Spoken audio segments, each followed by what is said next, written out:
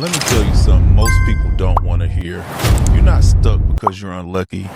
You're not behind because you missed some big opportunity.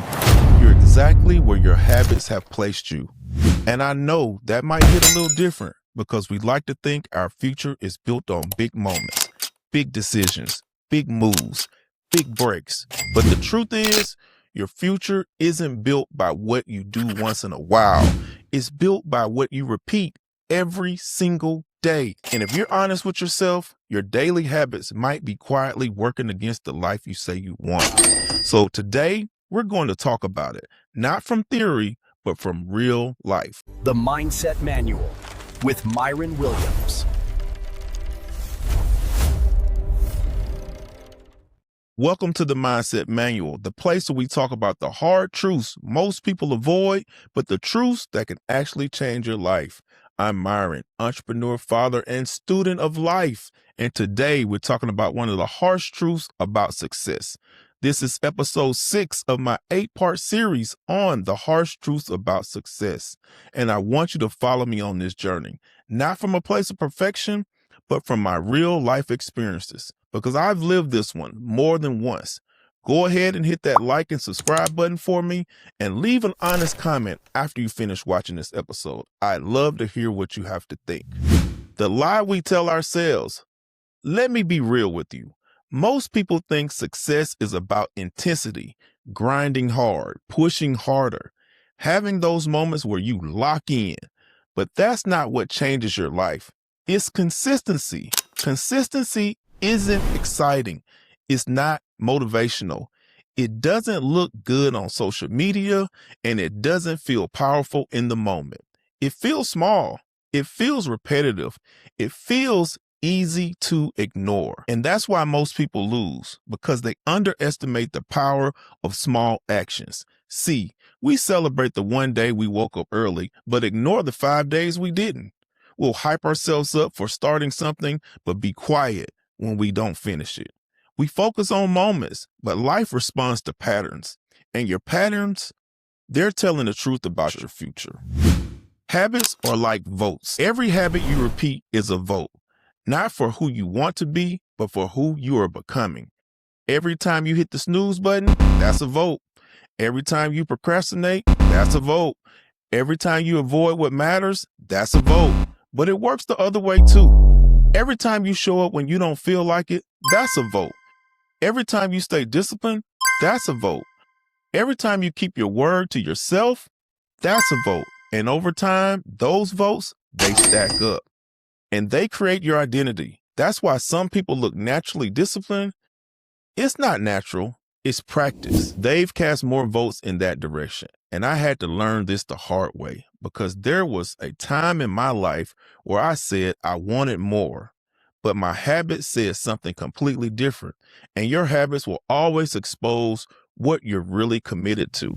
Let me tell you a little bit about myself and some of the things that I've done in my life to become the person I am today. My friends will always say to me, man, you seem like you have it all together. You have all these different businesses. We know you always doing this and that, and you have these businesses that are successful on so many different levels. How do you do all these things and still have time to hang out with us and go out with us and go to the basketball games and kick it with your kids? And you never seem stressed and you never complain. I never hear you talk about, oh, I had a bad day or this and that about work or nothing. You always just very balanced. How do you do it? You must have a secret twin or twin brother that we haven't met or something like that, man. How are you able to do all these different things, man, and still live your life and be comfortable? And I tell them, just like I tell you guys on this podcast, man, it's about discipline and being organized, which I'll talk about organization on one of my future episodes coming up really soon. But it's about that discipline and being organized. And that's how I'm able to look like, it's just natural. And I don't seem stressed because I'm super organized every single day. I have my tasks. I write out my tasks on a sheet of paper, and I have my task board that I use with TaxApp, which is one of our partners. If you haven't checked out TaxApp, make sure you check out TaxApp. I'll put the link in the description for you. But they have a really good task board. So I write down some of my tasks, and I put some on the TaxApp task board. But the secret to that, writing out tasks, you can write out tasks for a whole month. Anybody can do that. Yeah, I want to do this. I got to do that. I got to do this and make a list for the whole month. Yeah, we do that. I do that as well. I'll write out all my tasks. I'll put them on the task board for the whole month. All these are really just ideas. They're not really tasks. They're more so like, I want to increase my marketing. I want to do this. I want to do that. I'll put all those on a big, long running list that never ends, right? But that's not my daily task list. Those are just ideas and things that I plan to accomplish for my business over time. But I'll do a weekly task list and I'll break those down into daily tasks.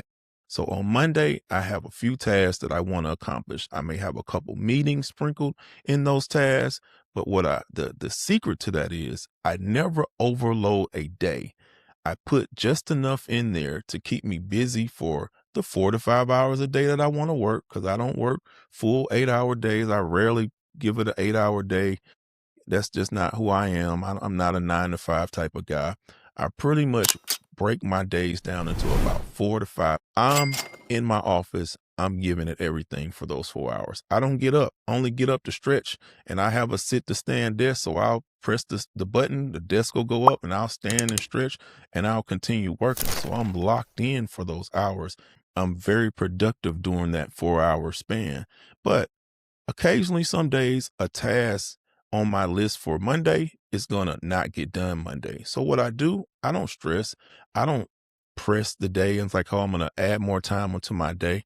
I'll just make that task the first task for the next day. So that'll be the first thing I do Tuesday. I'll start there and I'll work through that Monday stuff that I left off and I'll finish my Tuesday. That way I don't get overwhelmed. I don't get burnt out by trying to put too many things on one day, knowing I can't finish them.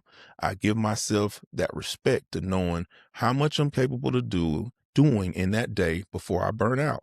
Because like I said, I'm working really hard during those 4 hours. I'm not playing around. I'm not messing around. I'm not straying from my task and my plan for the day. I'm really focused. That's how I can do that.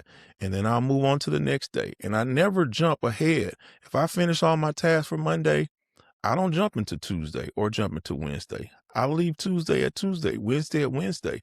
That's how I do. That's that's what it is. I've done what I needed to do today. I clap for myself for completing my task for the day, and I shut it down and I go ahead and live my life, go play with my kids or go to the park or do whatever I like to do for myself for that day, because I've completed my task for that day and I'm not thinking about tomorrow until I get in the office for tomorrow. And that's how I function. And that's how you should function, because you got to keep your peace and your balance. And that's part of the emotional intelligence that I'm telling you that I talk about on these episodes. All these things contribute to that. Your mental health, your balance, your work, your family, all of that stuff contributes to it. And it gets hard, but you have to focus on these things to be successful. So that's what I tell my friends. This is how I succeed. This is how I'm able to wear a lot of hats in my business, is because I do a lot. In the 4 or 5 hours that I'm working, I'm doing a lot. I'm very disciplined. I'm very organized, and I stick to it. And I stick to my goal. I stick to my task, and I finish whatever it is I set up that I'm going to do in my business. I always see it through those tasks. May take a few days, may take a few weeks, but each day I'm working toward that outcome of the goal of what I'm trying to accomplish. And that's what you need to do as well. But let's continue on. That was my personal reflection. Let's continue on with this lesson. So let me bring this home. As a father and an entrepreneur, I had to face a real question. Am I building the life I say I want, or am I just talking about it? Because it's easy to say you want more for your family. It's easy to say you want financial freedom. You want peace. You want control over your time. But your habits will reveal the truth. Are you managing your time, or are you wasting it? Are you investing in your growth, or are you distracting yourself? Are you disciplined when nobody's watching? Because that's where your future is being written. Not in the big announcements, not in the big plans, but in the quiet moments where nobody sees. I had to check myself on that, because I realized something. I wasn't losing because I didn't know what to do. I was losing because I wasn't consistently doing what I already knew. And that's where most people are. It's not a knowledge problem. It's a habit problem. Let's talk about the habits that quietly destroy your future. Not the obvious ones, but those subtle ones. Scrolling when you should be building, saying, I'll do it later, knowing you won't, starting and not finishing, being busy but not productive. Those habits don't feel dangerous in the moment. They feel normal. They feel comfortable. But that's the problem, because comfort will keep you stuck. And we've talked about that before.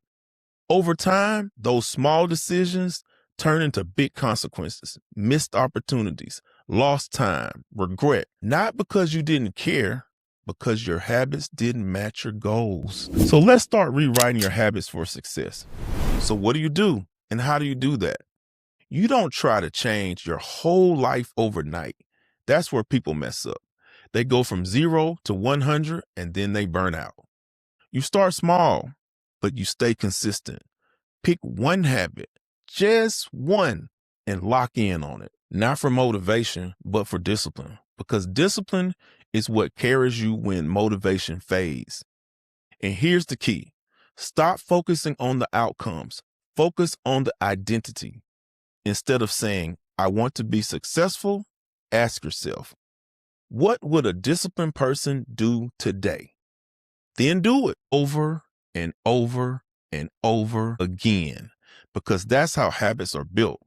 And that's how your future changes. They say anything that you do for 30 days consistent becomes a habit, and you need those good habits. Let me leave you with this. Your habits are writing your story every single day, not loudly, not dramatically, but quietly and consistently, and without your permission.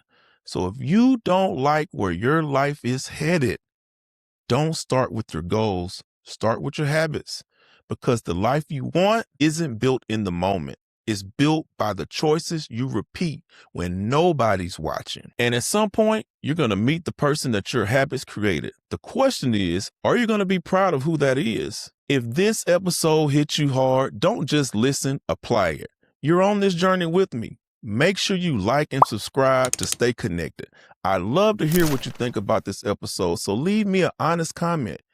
Be sure to tune in next week for episode 7. Fear disguises itself as logic. We're building something real here. Thank you for watching the Mindset Manual with me, your host, Myron Williams. And as always, stay balanced, stay focused, and keep practicing that emotional intelligence. The Mindset Manual with Myron Williams.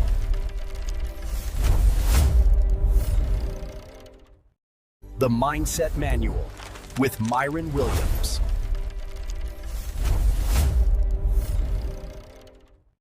Welcome, everyone, to the Mindset Manual with your host, me, Myron Williams.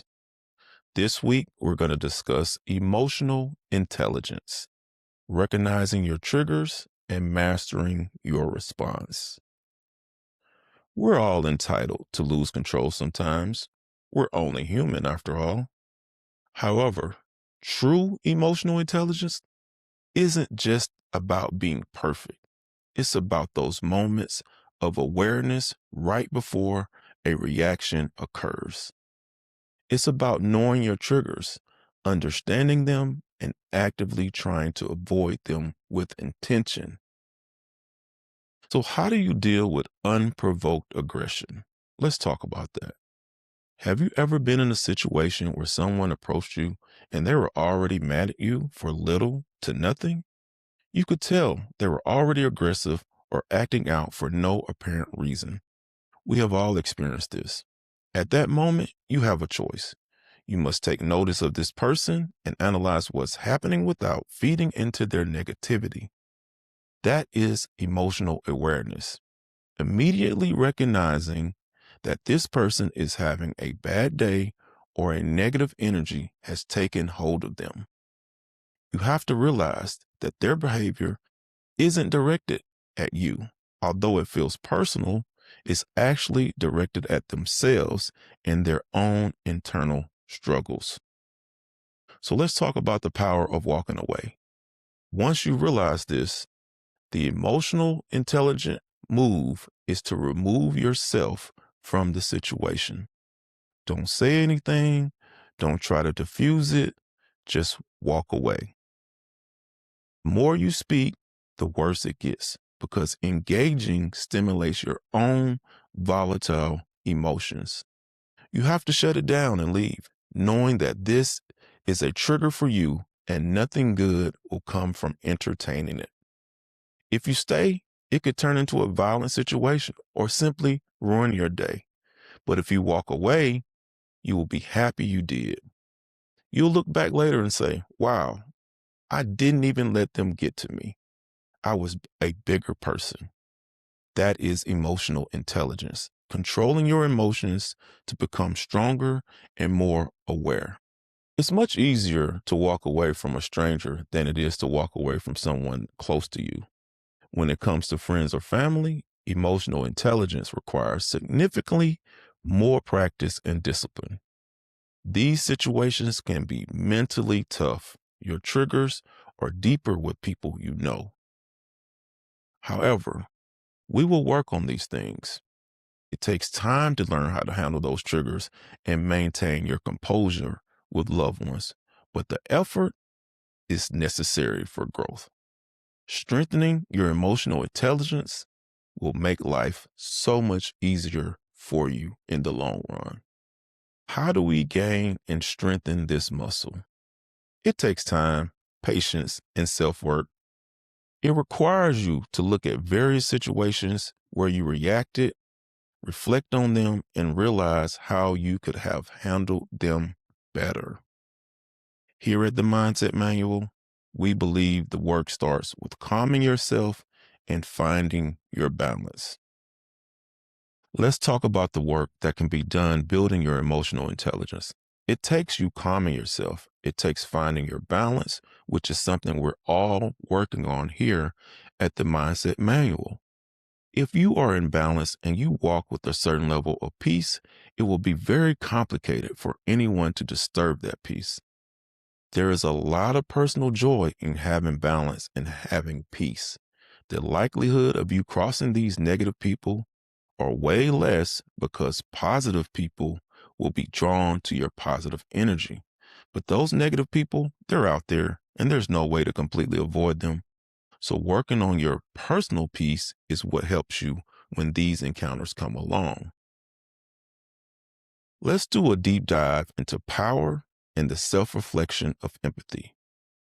We've covered the first crucial step, recognizing your triggers and developing the awareness to walk away from external negativity. But emotional intelligence isn't just a defense strategy. It's a powerful tool for growth and connection. To truly master it, we need to focus on two more pillars: self-reflection and empathy. Self-reflection, the mirror to your emotions. Think of your mind as a busy city. If you never stop to look around, you'll never truly know what's going on inside. Self-reflection is the intentional act of stopping and observing. When you react to a situation, whether positively or negatively, take 5 minutes later that day to dissect it. Ask why. Don't just settle for, I was mad. Ask, why was I mad? Was it the specific comment or did the comment trigger a deeper insecurity? Was it exhaustion? Was it hunger? Often our emotional response is a cocktail of the immediate situation mixed with our current internal state. Journaling. A simple way to practice this is through journaling. It doesn't have to be a novel, just a few lines describing an emotional event and your reaction. Writing it down moves it from the chaotic feeling in your head to an observable pattern on the page. You start to see the trends that connect your past and present reactions. The process of self-reflection is how you move from reacting an instantaneous and often uncontrolled response to responding in a thoughtful, intentional way. The goal is to widen that space. And let's talk about empathy. Stepping into the other person's shoes. That's the power of empathy. If self-reflection is looking inward, empathy is deliberately looking outward. It's the ability to understand and share the feelings of the other person. Remember that Karen type of situation we talked about? When you realize they were probably having a bad day and their aggression wasn't really about you, that's the seed of empathy. The true emotional intelligence allows you to recognize someone else's emotional state without necessarily agreeing with their behavior. It lets you say, I see you're in pain, even if the person is expressing their pain in a destructive way.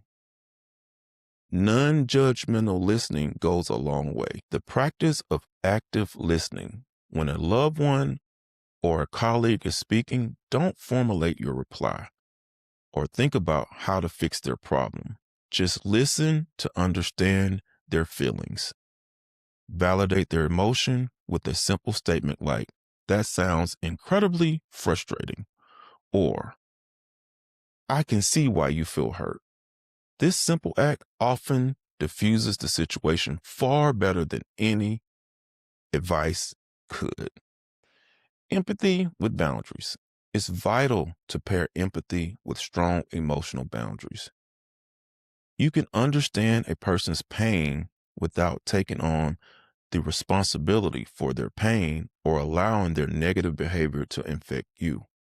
This is the ultimate balancing act of emotional intelligence, caring deeply while protecting your peace. So let's talk about some practical real-life techniques for building your toolkit. On-the-spot techniques you can deploy when you feel a trigger or a challenging emotional moment coming on. There's something called a 5x5 breathing rule. This is your emergency brake. When you feel your heart rate rising or your jaw clenching, stop. Inhale deeply through your nose for a slow count of 5. Hold for 5 and exhale slowly through your mouth for 5. Do this exercise 5 times.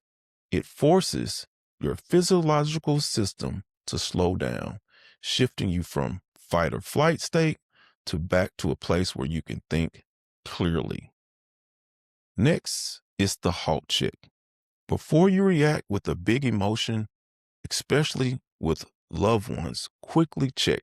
Am I hungry? Am I angry? Am I lonely? Am I tired? These 4 states dramatically lower your emotional intelligence reserves.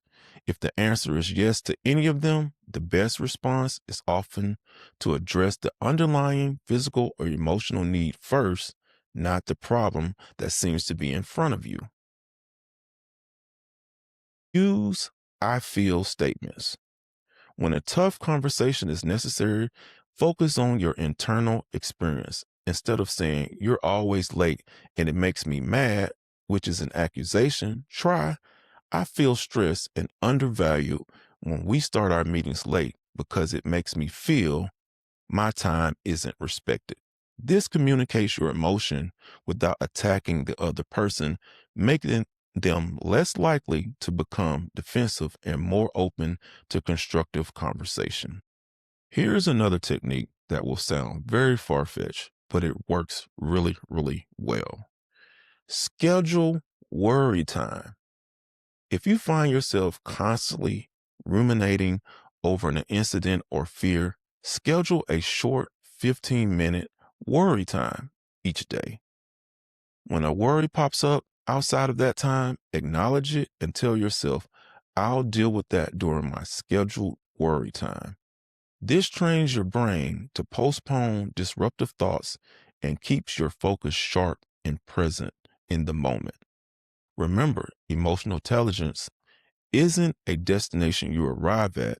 It's a practice that you have to continue to work at. It's a daily commitment to being more aware of yourself and more understanding of others.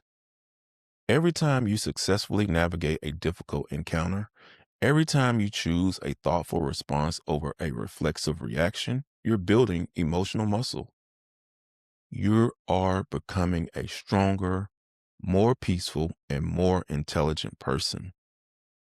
And that is a journey worth taking. Thank you for tuning in to the Mindset Manual with me, Myron Williams. Please subscribe to the channel and turn on your notifications to receive updates on new episodes. We'll continue this conversation next time as we explore the connection between emotional intelligence and professional success. Until then, stay aware, stay balanced, and keep practicing that inner peace. Emotional intelligence, recognizing your triggers. The Mindset Manual with Myron Williams.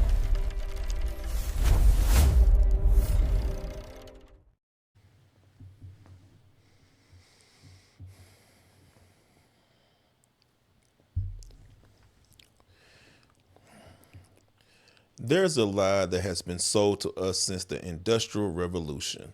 The lie is that input equals output. If you work 8 hours, then you get 8 units of work. If you work 16 hours, you get 16 units of work. If you sleep in the office like Elon Musk, you will change the world.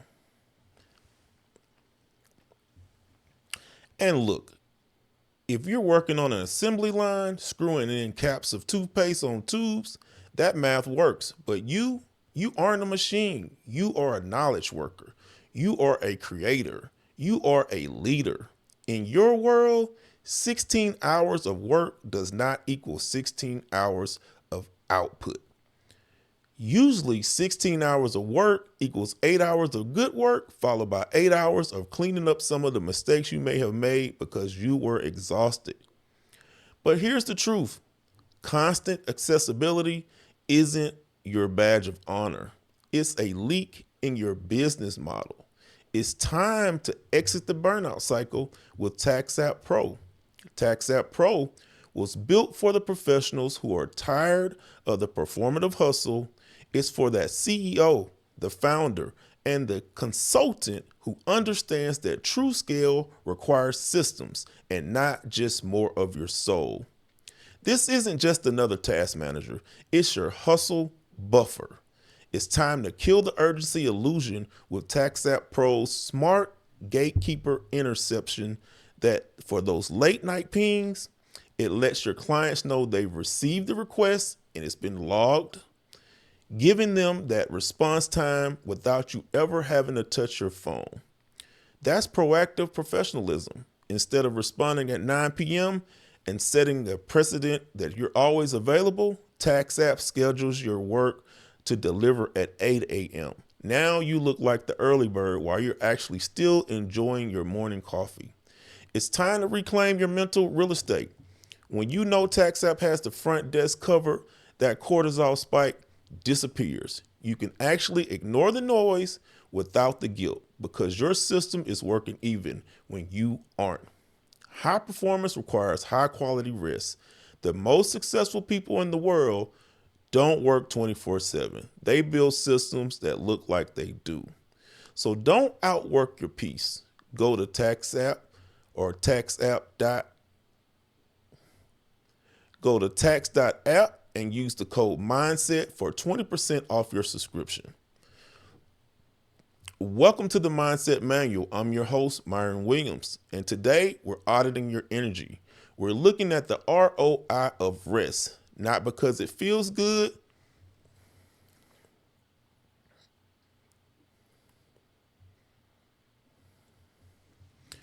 Welcome to the Mindset Manual. I'm your host, Myron Williams. Today, we are looking at the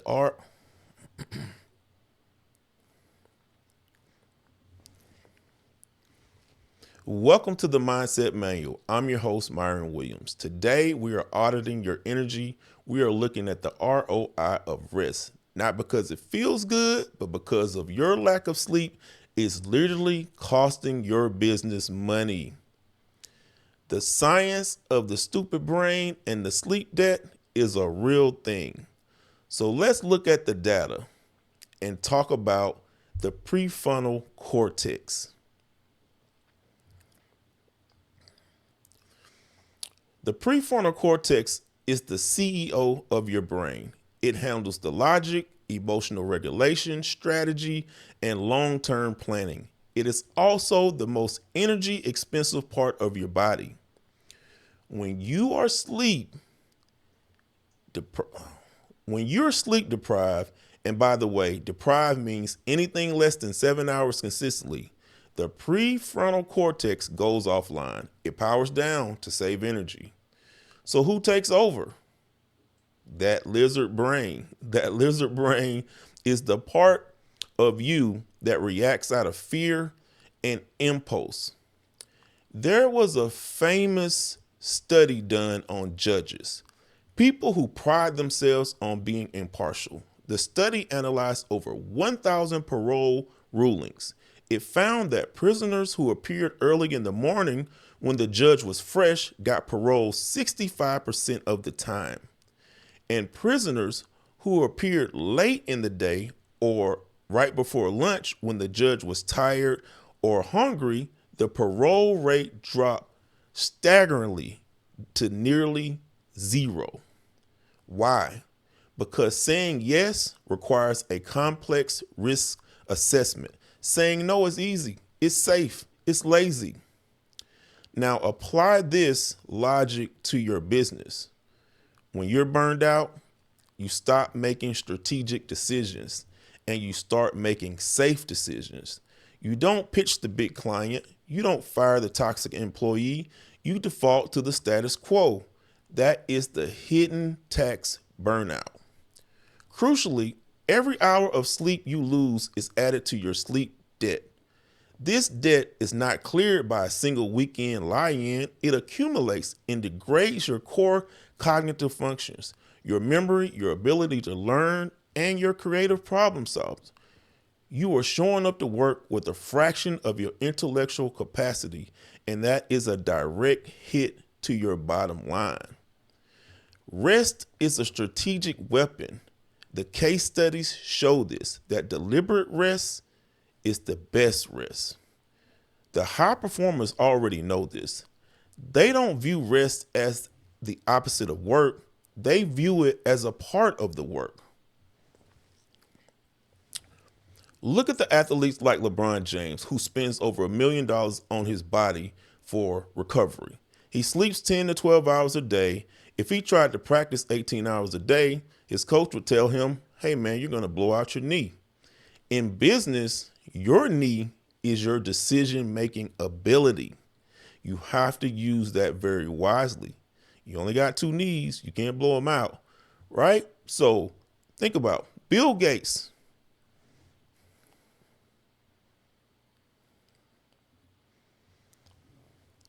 Here's a fun fact about one of the most powerful people in the world, Bill Gates. During the height of Microsoft, he used to take think weeks. He would go into a cabin in the woods alone for a week, twice a year. No phone, no meetings, just reading and thinking. It sounds like a luxury, right? No, it wasn't. It was a strategy. The famous internet tidal wave memo. The document that shifted Microsoft to focus on the internet was written during this think week. That week,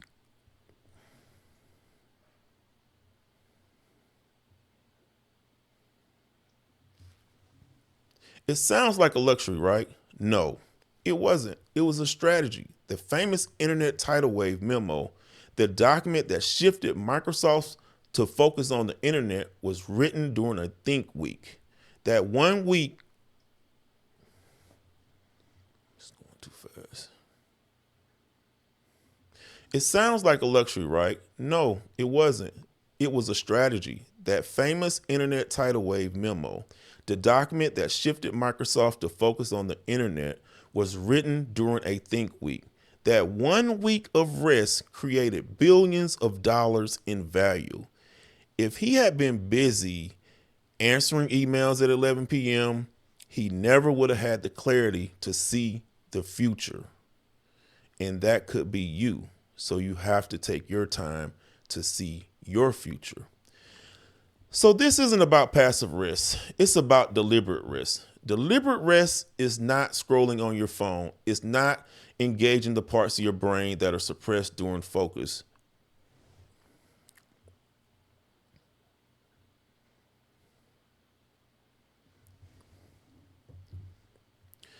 This isn't about passive rest. It's about deliberate rest.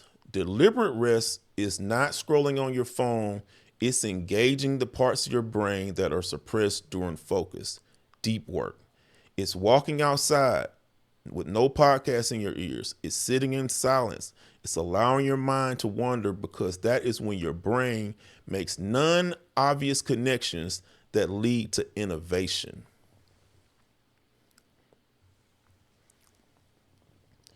The asset management. Okay, let's go back.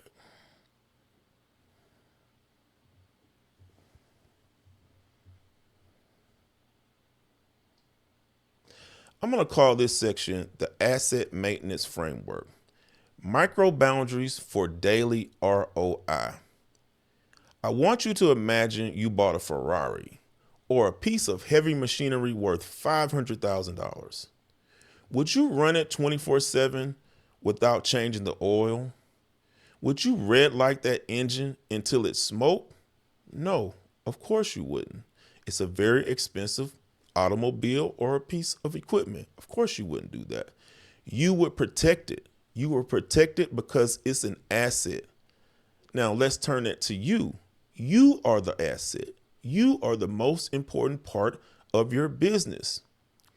Your business cannot survive without your brain functioning at a high capacity. When you deny yourself rest, you are engaging in deferred maintenance. You are saying, I'm saving an hour of sleep today, but you're actually accumulating damage that will result in a breakdown later. So how do we fix this? I'm not asking you to take a week off in the cabin. Not yet. I'm asking for micro boundaries, small, repeatable actions that protect your peace every single day. Let's call it the digital sunset.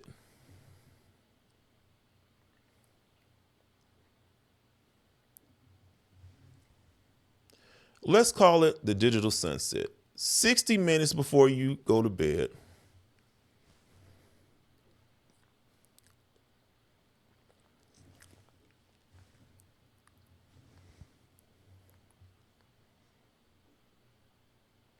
let's call it the digital sunset. 60 minutes before bed, let's do no screens because blue light destroys your melatonin. If you look at emails in bed, you're sabotaging your recovery for the next day. So use the do not disturb block. Schedule 2 hours a day where you're unreachable. No Slack, no text, this is no deep work. This reduces the cognitive load of constant switching.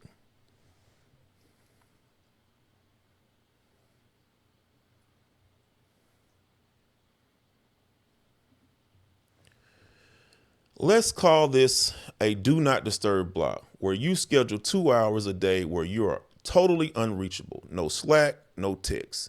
This is for deep work. This reduces the cognitive load of constant switching. It's a transitional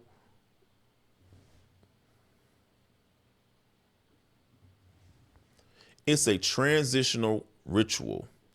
Create a 5-minute routine that signals the end of your workday to your brain. This could be changing your shirt, listening to a specific song, or a 5-minute meditation. The ritual stops the work thoughts from bleeding into your evening. Call this one the 2-sentence rule. For every email or every task you add to your to-do list, force yourself to delete or delegate something else. Your list is not a landfill. It's a high value. It's going too fast, man.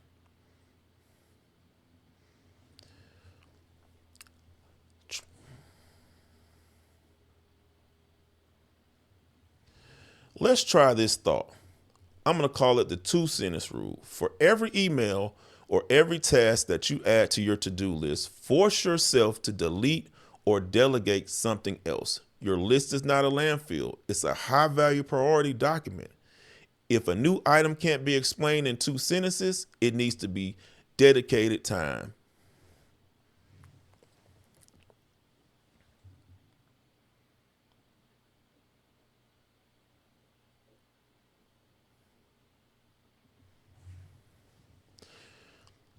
Let's try this 2-sentence rule. For every email or every task that you add to your to-do list, force yourself to delete or delegate something else.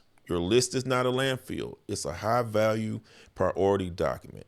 If a new item can't be explained in 2 sentences, it needs dedicated time, not just another spot on your running list. So here's my conclusion. Peace is profitable and clarity is your advantage. Here's the bottom line. Because your peace is so profitable, panic is very expensive. When you implement these boundaries, you are not only protecting yourself, you are elevating the quality of the service you provide. A client gets a thoughtful, strategic response 9 hours later from a well-rested professional is receiving more value than a quick, reactive, mistake-prone answer at 10 p.m. You're not a human vending machine. You are a high-value commodity. My challenge to you is simple.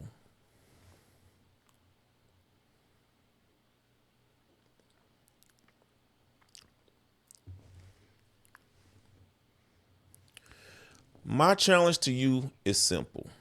Let's call it the 10% cut. Look at your calendar for the next week. I want you to cancel or delete 10% of it. The meeting that could be an email, cancel it. The coffee chat that you don't want to do, cancel it. The hour of scrolling on TikTok, delete it. It is not needed. So take that 10% and reinvest it into sleep or just silence. I promise you, you will not lose money. You will gain. Take that 10% and reinvest it into sleep or pure silence. I promise you, you won't lose any money. You will gain.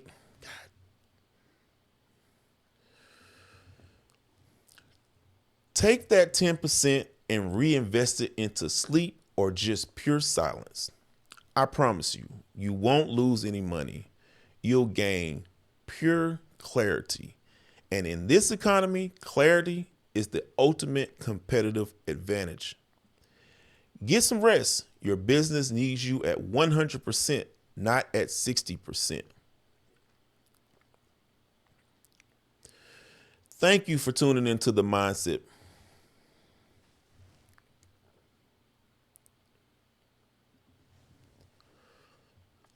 Thank you for tuning into the Mindset Manual with me, your host, Myron Williams.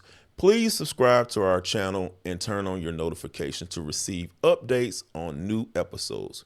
We'll continue this conversation next time as we explore the connection between emotional intelligence and professional success. Until then, stay aware, stay balanced, and keep practicing that inner peace.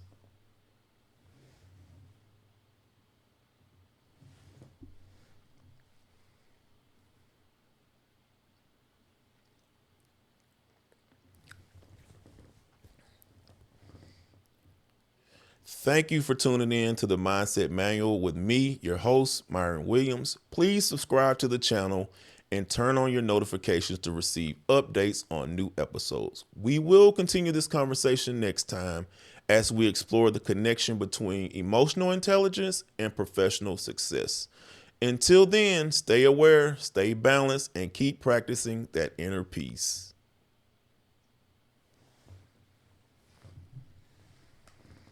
Let me ask you something. Have you ever felt like no matter how hard you work, it's still not enough? You're putting in the hours, you're doing what you're told, you're staying disciplined, but the results, they don't match the effort. Here's the uncomfortable truth. There's millions of hardworking people in the world. Many of them are still struggling financially. Hard work alone doesn't build wealth. And if you don't understand what does, you can spend your entire life exhausted and still stuck. The Mindset Manual with Myron Williams.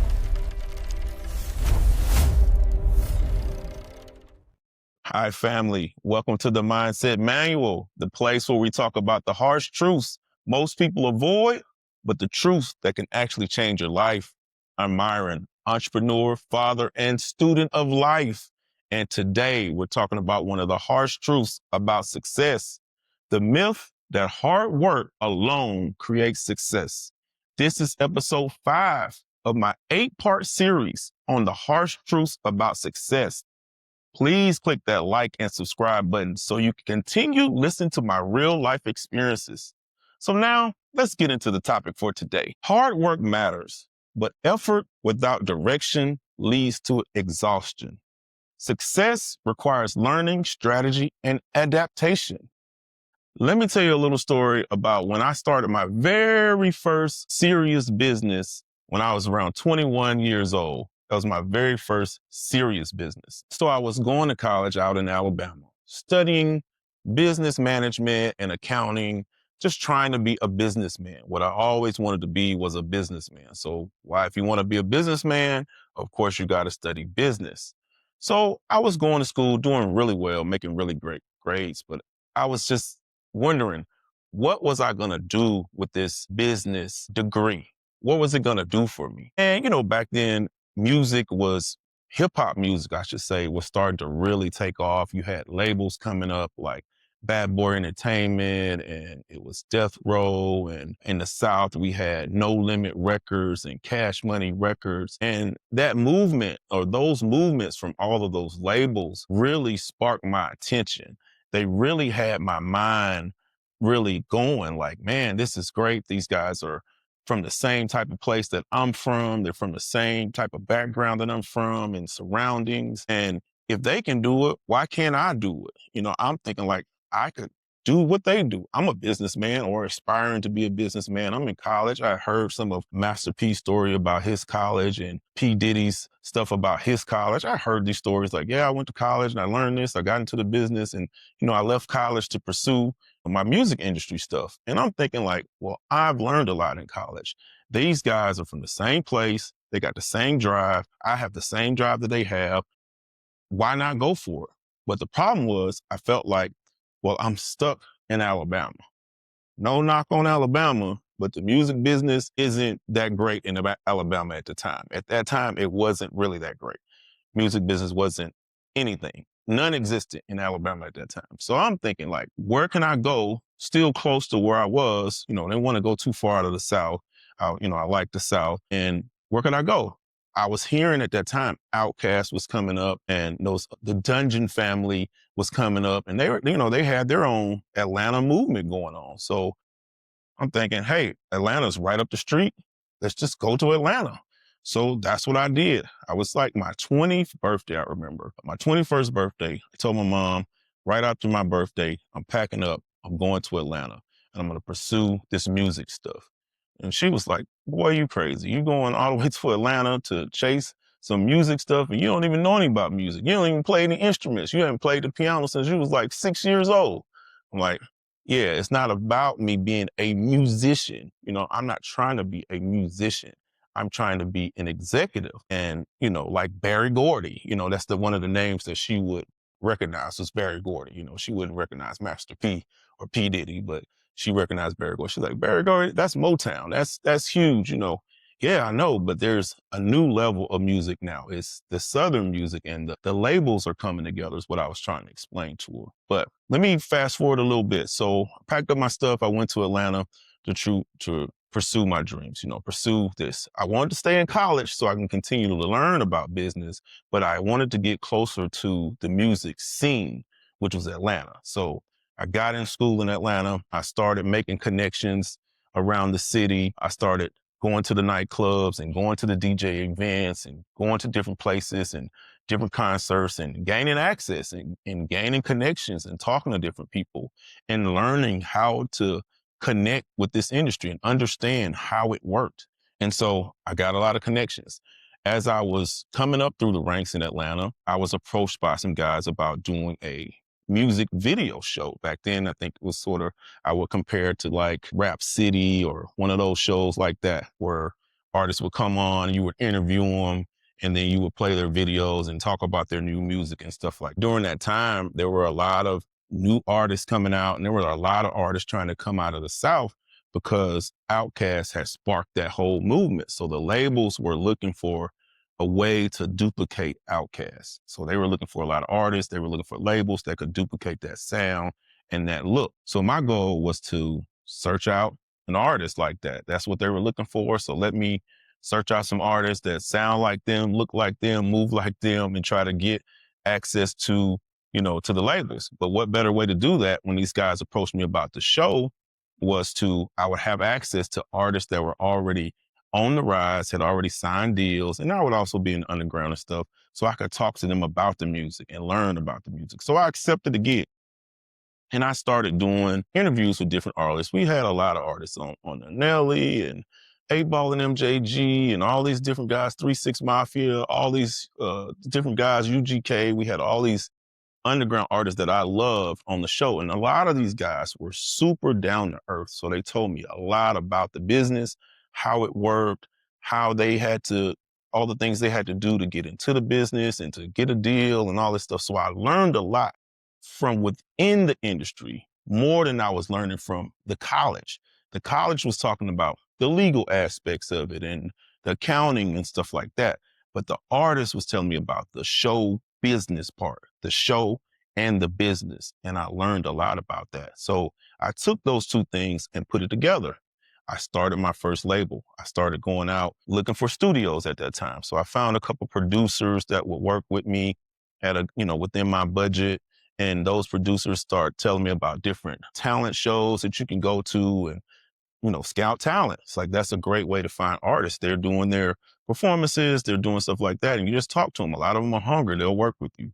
So I went through it. I went to a lot of shows. I talked to a lot of artists. I went to a lot of their studio sessions and their performances and just trying to find the right fit for what I wanted to do with my label. And trust me, it was a lot of work, but I continued to work. I continued to do the show, market the show, promote the show, meet the artist, go. I was basically sleeping 2-3 hours a day. I was always running, always working, always doing my stuff. And it seemed like it was not going anywhere. It's like running in mud. You can't go anywhere fast. It was just always a constant grind every day. So I do the show. I interview an artist. I would play their videos, help edit the show, do all these things. And then later on, I would go out with the artist. Going out with artists to hang out and meet people, their industry contacts and stuff like that. So I had that part down of connecting with the artists and moving through that. But that was just only part of the work. The work was to build a label. And in that process, I'm like, okay, well, I'm with the artist. I'm learning all the business. Finding the artist right now and getting the artist off the ground isn't going to be easy. It's going to require a lot more money than I anticipated. So I said, let me take a step back. I did a lot of work, but I hadn't signed any artists yet. So I took a step back. I used the show, which was the platform for connecting with the artists. I used the show to get to the labels in another way, build a relationship with the label. So I started telling the labels, hey, I'll showcase your artists on my show. I'll play their video and I will market their album in the streets of Atlanta. I had a nice street team. So I put together a great street team so we could put out a lot of flyers and posters and demos and stuff at all the events in Atlanta because Atlanta had a lot going on. So I would sell the label a package on promoting their artists in the city of Atlanta and getting on the show. And they ate it up. But what it also did for me was gave me a lot of connections with Def Jam and Sony and Island Records and Arista and all these different labels, Epic Records. They spent a lot of money with me and I had a lot of connections in the industry. So I was working really hard. Next, what did that lead to though? I started promoting parties around the colleges, which the labels really love. They wanted that college access. So that in itself helped me build a brand for my label because I was promoting the parties under my brand. So as the college people saw my brand just for a party, and then I would bring an artist, my goal in my mind was to brand recognition. The college kids will know that I throw the best parties. When I release my first artist, they're going to know, oh yeah, this guy, his stuff is always live. His parties are live, so his music is going to be live. A lot of work. Those parties were a lot of work. That promotion was a lot of work. All of it was a lot of work. But I started to get burnt out. I started feeling like I'm doing all of this. I'm making money, but I'm literally killing myself. I'm up all night, I'm partying, I'm drinking, doing other things I shouldn't be doing, and I'm just overworking. At this time, I think I had been in the industry maybe about 4 years. So I was, 24 at the time, going on 25. Great. I had bought a house. I had my own house, bought my first house, all that. I had a nice car, nice clothes, nice things and stuff like that. It was great. But I felt myself mentally burning out from working so hard. And that's a part of the grind. That's one of the harsh truths about success. There's a lot of work involved to get to that next level. I mean, I was becoming exhausted from all of those hours and all those different things I was doing or trying to do. I had a semi strategy of what I was trying to do, but I didn't have a clear path to success. And it led to my exhaustion and it led to me being burnt out. And I had to figure something else out.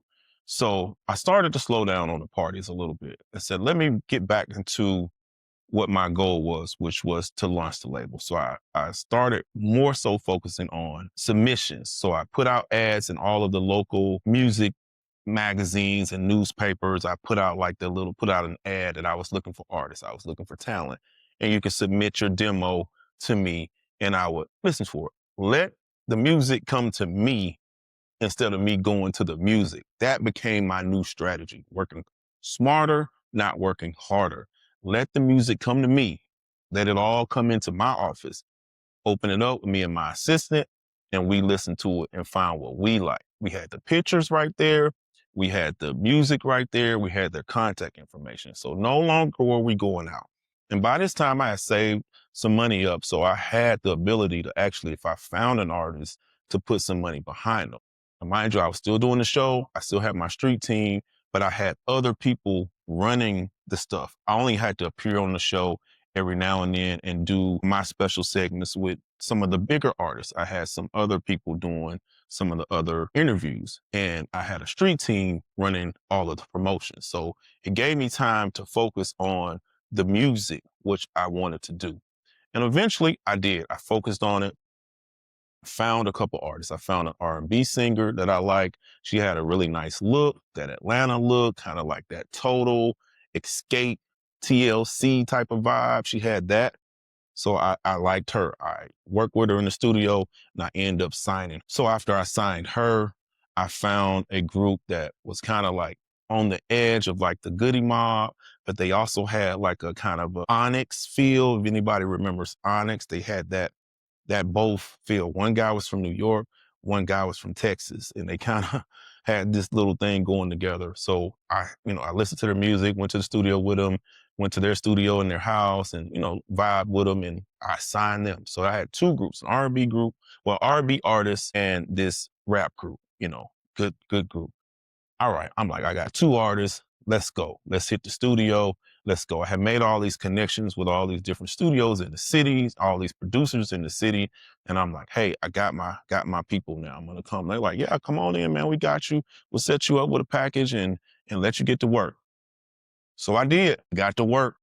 I started going to the studio with these artists. We started working on their albums, working on their image, working on their stage presence, all these different things. I was burning a tremendous amount of money trying to manage these artists. Because mind you, these artists have their own problems. They got their own bills. They got their baby mamas. They got their baby daddies. They got all these different things. And me being a young man, 25 years old, man, I got my own stuff I'm trying to do. I'm not daddy. I don't have any kids. It's a lot of pressure for a young man to do. So I kept working and I kept working, I kept working, I kept working. But eventually all that work on the label, I never actually got an album out. The R&B singer, she got pregnant with a child. That was going to be at least a year and a half of her being down, having a baby. She, her voice was changing, her look was changing, everything. So that was pretty much shelved. That was pretty much shelved. My male group, they were good. They were a little hardcore. They end up getting into it over a woman and that group broke up. So it turned out all that work, 8-9 months to a year working with these artists, all this time in the studio, all this money that spent in the studio. It was all for nothing. Pictures I had done little mini videos with them, all this different stuff. I had no artists, so I couldn't even shop a deal with the labels because I had no artists. The groups were basically done. So all that work was done and it failed. And I'm not ashamed to say that it failed. It gave me a great learning experience. It was a very expensive learning experience, but it was. But the reason I failed, when I turn back the clock and I think about why I failed at the music business, in that area of the music business, and I was successful in other parts of the music industry, as I'll talk about in some of my other stories, I went on to manage artists, big artists, and tour with artists and do all that. But my label attempt failed. The reason it failed is because I didn't have a strategy. I didn't have a clear strategy of what I was doing with the label. I wasn't focused. I had an idea, but I didn't have a strategy. I didn't lay out the path to success. I was doing a whole lot of other things, and I never put together a clear, direct strategy. How much money is going to cost? Am I going to focus on one artist, two artists, or three artists? Am I going to try to focus on Atlanta? Am I going to focus on radio? Am I going to focus on this? I didn't have a clear strategy to do anything with the label. And that's why I failed. You want to start a business, you got to put together a strategy, a method of operation direct to where you're trying to get to success. Don't stray off into all these other little things or these other little paths. Don't stray off. Stay focused on the goal. You're going to get exhausted if you start straying off into these other things. Like I was burnt out. I did so many different things. I got burnt out. I needed to keep a straight path to success, a label with an artist. Get the album done, get a video done, shop it to a label. That was my strategy. Instead, I had multiple artists, managing multiple personalities, promoting over here, promoting over there, only putting about 30% of my time and energy into my label. My other time was into my show, into promoting these groups for the other labels, out in the night, just enjoying, the entertainment business. I wasn't clearly focused and I didn't have a clear strategy. Don't make the same mistake that I did, especially with the music business. You have to be ultra focused on what you're trying to do. So success requires learning, strategy, and adaptation. Hard work opens the doors, but strategy decides which door you walk through. Hey guys, I want to say thank you for joining me on the Mindset Manual. It's been a pleasure to share my stories with you. I appreciate you for listening. If you haven't already, hit that like and subscribe button. Would you please do so now? And if you know anybody that needs to hear this story, please share it with them. I love them to join the family and be a part of this community. Stay tuned. Next week, we're going to do episode 6. Part 6 is about your habits or writing your future. Thank you for tuning in. Stay blessed, stay balanced, and keep practicing that emotional intelligence. The Mindset Manual with Myron Williams. Every time you successfully navigate a difficult encounter, every time you choose a thoughtful response over a reflexive reaction, you're building emotional muscle. You are becoming a stronger, more peaceful, and more intelligent person. It's about those moments of awareness right before a reaction occurs. It's about knowing your triggers, understanding them, and actively trying to avoid them with intention. That is a journey worth taking. The Mindset Manual with Myron Williams.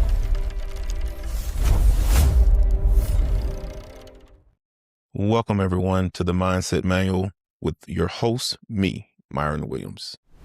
This week, we're going to discuss emotional intelligence, recognizing your triggers and mastering your response. We're all entitled to lose control sometimes. We're only human after all. However, true emotional intelligence isn't just about being perfect. It's about those moments of awareness right before a reaction occurs. It's about knowing your triggers, understanding them, and actively trying to avoid them with intention. So how do you deal with unprovoked aggression? Let's talk about that. Have you ever been in a situation where someone approached you and they were already mad at you for little to nothing? You could tell they were already aggressive or acting out for no apparent reason. We have all experienced this. At that moment, you have a choice. You must take notice of this person and analyze what's happening without feeding into their negativity. That is emotional awareness. Immediately recognizing that this person is having a bad day or a negative energy has taken hold of them. You have to realize that their behavior isn't directed at you. Although it feels personal, it's actually directed at themselves and their own internal struggles. So let's talk about the power of walking away. Once you realize this, the emotional intelligent move is to remove yourself from the situation. Don't say anything. Don't try to diffuse it. Just walk away. The more you speak, the worse it gets, because engaging stimulates your own volatile emotions. You have to shut it down and leave, knowing that this is a trigger for you and nothing good will come from entertaining it. If you stay, it could turn into a violent situation or simply ruin your day. But if you walk away, you will be happy you did. You'll look back later and say, wow, I didn't even let them get to me. I was a bigger person. That is emotional intelligence, controlling your emotions to become stronger and more aware. It's much easier to walk away from a stranger than it is to walk away from someone close to you. When it comes to friends or family, emotional intelligence requires significantly more practice and discipline. These situations can be mentally tough. Your triggers are deeper with people you know. However, we will work on these things. It takes time to learn how to handle those triggers and maintain your composure with loved ones, but the effort is necessary for growth. Strengthening your emotional intelligence will make life so much easier for you in the long run. How do we gain and strengthen this muscle? It takes time, patience, and self-work. It requires you to look at various situations where you reacted, reflect on them, and realize how you could have handled them better. Here at the Mindset Manual, we believe the work starts with calming yourself and finding your balance. Let's talk about the work that can be done building your emotional intelligence. It takes you calming yourself. It takes finding your balance, which is something we're all working on here at the Mindset Manual. If you are in balance and you walk with a certain level of peace, it will be very complicated for anyone to disturb that peace. There is a lot of personal joy in having balance and having peace. The likelihood of you crossing these negative people are way less because positive people will be drawn to your positive energy. But those negative people, they're out there and there's no way to completely avoid them. So working on your personal peace is what helps you when these encounters come along. Let's do a deep dive into power and the self-reflection of empathy. We've covered the first crucial step, recognizing your triggers and developing the awareness to walk away from external negativity. But emotional intelligence isn't just a defense strategy. It's a powerful tool for growth and connection. To truly master it, we need to focus on two more pillars: self-reflection and empathy. Self-reflection, the mirror to your emotions. Think of your mind as a busy city. If you never stop to look around, you'll never truly know what's going on inside. Self-reflection is the intentional act of stopping and observing. When you react to a situation, whether positively or negatively, take 5 minutes later that day to dissect it. Ask why. Don't just settle for, I was mad. Ask, why was I mad? Was it the specific comment or did the comment trigger a deeper insecurity? Was it exhaustion? Was it hunger? Often our emotional response is a cocktail of the immediate situation mixed with our current internal state. And let's talk about empathy. Stepping into the other person's shoes. That's the power of empathy. If self-reflection is looking inward, empathy is deliberately looking outward. is the ability to understand and share the feelings of the other person. Remember that Karen type of situation we talked about? When you realize they were probably having a bad day and their aggression wasn't really about you, that's the seed of empathy. The true emotional intelligence allows you to recognize someone else's emotional state without necessarily agreeing with their behavior. It lets you say, I see you're in pain, even if the person is expressing their pain in a destructive way. Non-judgmental listening goes a long way. The practice of active listening. When a loved one or a colleague is speaking, don't formulate your reply or think about how to fix their problem. Just listen to understand their feelings. Validate their emotion with a simple statement like, that sounds incredibly frustrating, or I can see why you feel hurt. This simple act often diffuses the situation far better than any advice could. Empathy with boundaries. It's vital to pair empathy with strong emotional boundaries. You can understand a person's pain without taking on the responsibility for their pain or allowing their negative behavior to infect you.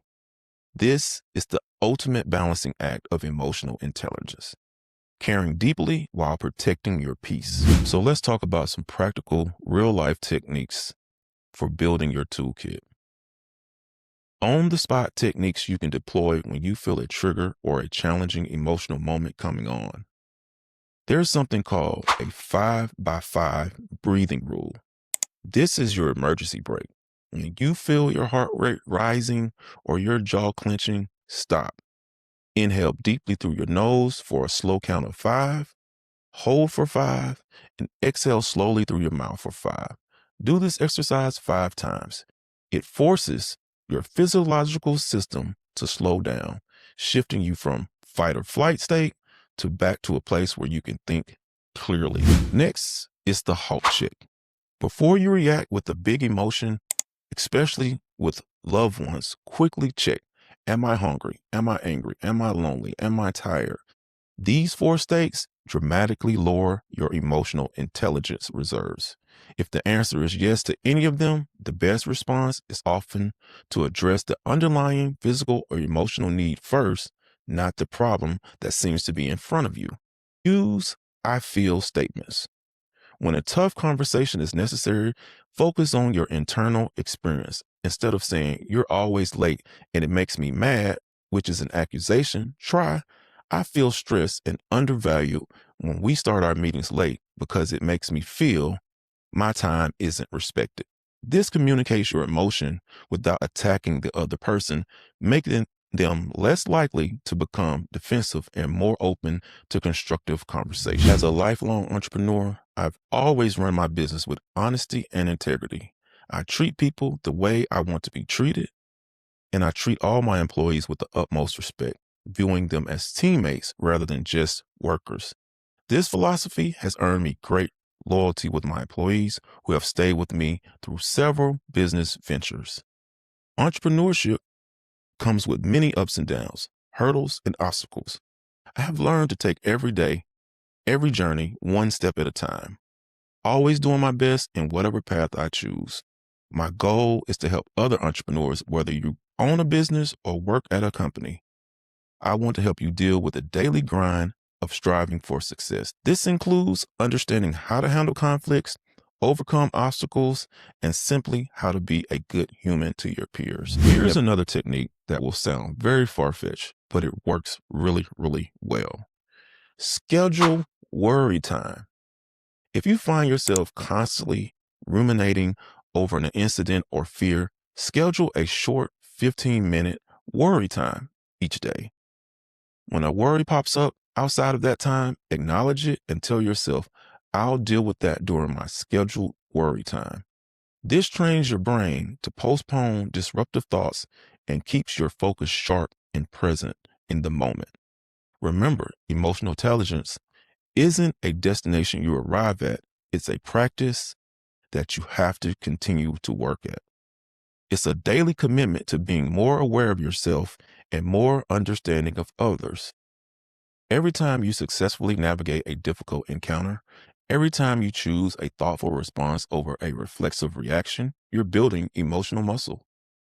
You are becoming a stronger, more peaceful, and more intelligent person. And that is a journey worth taking years. And if there's one profound truth I've learned, it's this: your past is not your prison. Every mistake, every setback, every challenge is just merely data, a lesson learned. It does not define who you are right now or who you are capable of becoming. The key to cultivating a positive mindset is to embrace the present moment. We often allow the shadow of yesterday or the anxiety of tomorrow to steal the peace of today. I encourage you to actively choose to be present. That's where true growth happens. By focusing your energy on the actions you can take today, you are actively creating a better future. Let go of what you cannot change, learn from it, and step forward with resolve. The moment you decide to be fully present in the moment, you reclaim your power and begin building the life you truly desire. Thank you for tuning in to the Mindset Manual with me, Myron Williams. Please subscribe to the channel and turn on your notifications to receive updates on new episodes. We'll continue this conversation next time as we explore the connection between emotional intelligence and professional success. Until then, stay aware, stay balanced, and keep practicing that inner peace. Emotional intelligence, recognizing your triggers. The Mindset Manual with Myron Williams.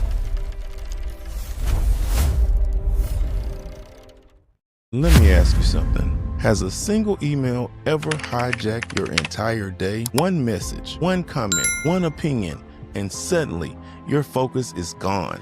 Your energy is off, and now you're questioning everything you built. Or maybe someone criticized your business, and even though you smiled in the moment, you've been replaying that conversation in your head ever since. Yeah, I know the feeling. But here's what most entrepreneurs never realize.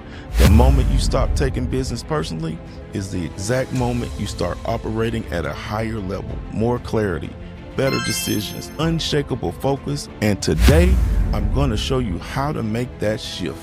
The Mindset Manual with Myron Williams.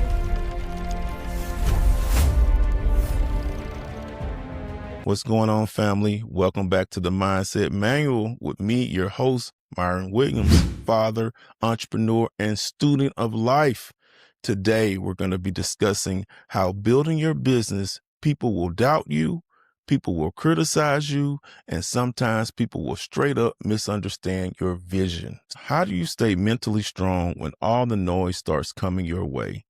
That's what this episode is about. We're continuing our breakdown of the 4 agreements by Don Miguel Ruiz, and today we're talking about agreement number 2.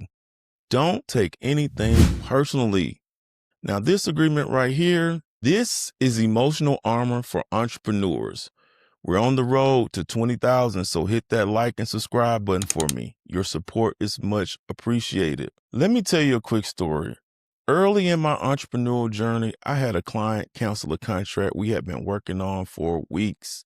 And I remember thinking, man, what did I do wrong? I replayed every conversation, every email, every detail. And the crazy part, weeks later, I found out the real reason. Their company had a budget freeze because their sales numbers dropped that quarter, and nothing to do with me. Nothing. But I spent days stressing over something that was never about me in the first place. And that right there is where most entrepreneurs lose their mental energy. We assume everything is about us. In the 4 agreements, Ruiz explains something powerful. He says, nothing other people do is because of you. At first, that sounds crazy. But once you understand it, it changes how you move in business. Because everybody you deal with is operating inside their own world, their stress, their deadlines, their pressure, their fears. So when someone reacts emotionally to you, most of the time, you're not seeing the real issue. You're seeing their internal pressure leaking out. Ruiz calls this the meiote because the chaos in people's mind, and trust me, the business world is full of it. Think about these few situations. A client sends you an angry email. Your boss micromanages everything. A competitor starts trash talking your product. Our first reaction, we take it personally. But when you step back and think about it, the client might be getting pressure from their boss. That manager might be scared of losing their job. That competitor might feel threatened by you. So their stress becomes your problem only if you accept it. And most people accept it without even realizing it. Now, here's the twist most people don't talk about. This agreement doesn't just apply to criticism, it also applies to praise. And this is where a lot of entrepreneurs get trapped because when somebody compliments you, your ego loves it. Man, your business is amazing. You're a genius. You're the best consultant we've ever worked with. Feels good, right? But here's the danger. If you believe praise too deeply, you also believe criticism too deeply. And now your confidence depends on other people. One day the market loves you. The next day somebody online says you're overrated. And suddenly your confidence is shaking. Now that's not power, that's emotional dependency. Real entrepreneurs develop something different: internal validation. Your confidence comes from your process, your discipline, your preparation, your work ethic, not from somebody clapping for you. So when praise comes, you appreciate it. When criticism comes, you evaluate it. But neither one controls your mindset, and that's real mental strength. Let me give you a practical technique you can use immediately. I call it the refused gift. Imagine someone walks up and hands you a bag of trash. If you grab it, now it's your problem. But if you refuse it, the trash stays with them. Emotions work the same way. Someone sends an angry message, someone criticizes your work, someone questions your vision. You have two choices: accept the emotional baggage or refuse it. When you refuse it, you stay calm. You analyze the facts, you solve the problem. That's leadership. So let me leave you with this. When you're building something meaningful, a business, a career, a legacy for your family, people will always have an opinion.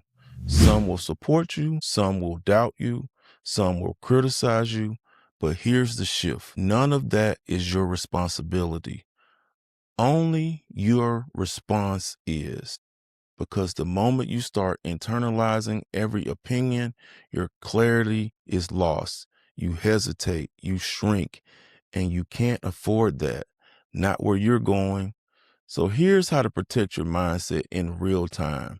Separate the facts from the feelings. Ask yourself, is this feedback useful or just emotional garbage? Pause before you react. Give yourself space so you can respond with strategy, not ego. Extract the lesson. Ignore the delivery. Even poorly delivered criticism can contain valuable insight. Stay anchored to your vision. If it doesn't align with where you're going, it doesn't deserve your energy. Because at the end of the day, this is your mission, your timeline, your responsibility to execute. And the more emotionally disciplined you become, the more dangerous you become, in a good way. Comfort protects today, but emotional discipline builds tomorrow. If this message helped you shift your perspective, make sure you like and subscribe and hit that share button with someone who may need this. Until next time, stay balanced, stay focused, and keep practicing that emotional intelligence. The Mindset Manual with Myron Williams. Sticks and stones may break my bones, but words will never hurt me. We all learned that on the playground, didn't we? It was our little shield, a way to pretend that names we were called didn't sting. But as adults, we know the truth. That rhyme was the biggest lie we were ever told.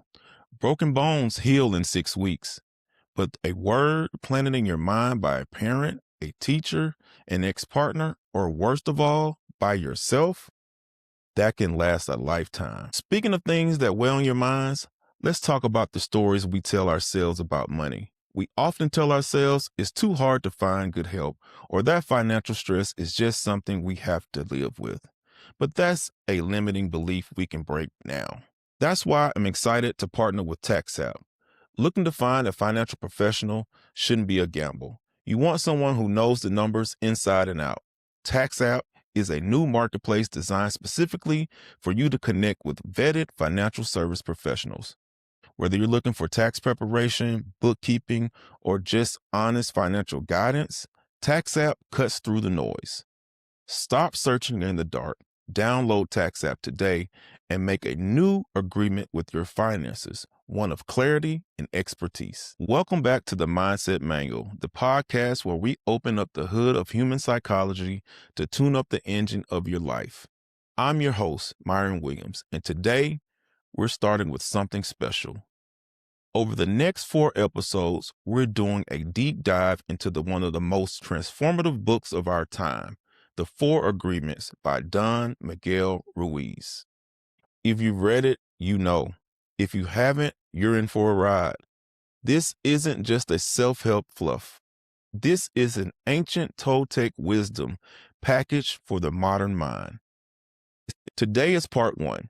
We're tackling the first agreement. Ruiz says that this is the most important one, and it's also the hardest to honor. The first agreement is be impeccable with your word. Let's get into it. So why start with the words? Why not be nice? Or why work hard? Ruiz starts here because he views the word not just as vocabulary, but as a force of creation. In the book, he describes your word as pure magic, and he means that almost literally. Think about it. With the word, you can start a war. With the word, you can make someone fall in love with you. With the word, you can destroy someone's confidence forever. Your word is the tool you use to manifest everything in your life, but it's a double-edged sword. One edge creates the most beautiful dream, and the other edge creates a living hell. Now let's look at the specific phrase, be impeccable. We usually think impeccable means neat or tidy, like an impeccable suit. But looking at the root of the word changes everything. It comes from the Latin word peccatus, which means sin, and the prefix "im" means without.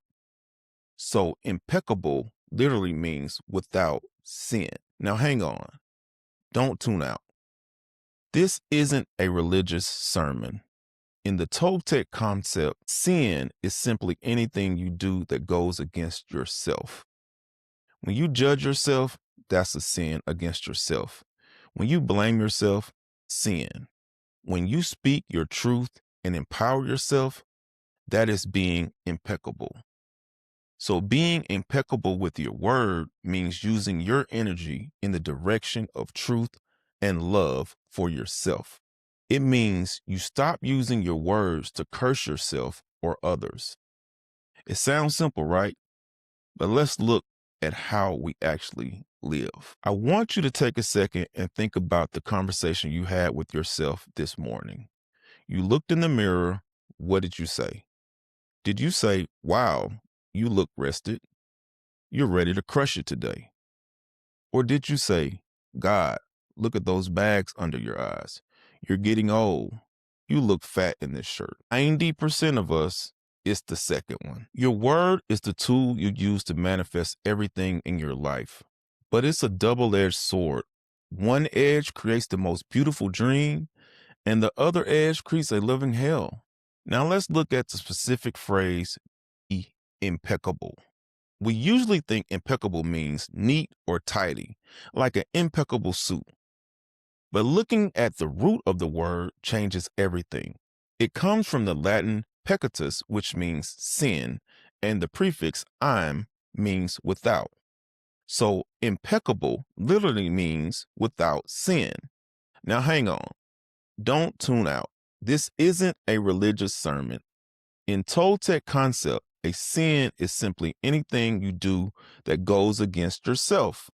When you judge yourself, that's a sin against yourself. When you blame yourself, sin.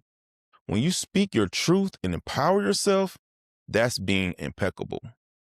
So being impeccable with your word means using your energy in the direction of truth and love for yourself.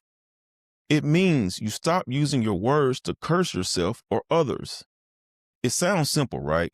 But let's look at how we actually live. I want you to take a second and think about the conversation you had with yourself this morning.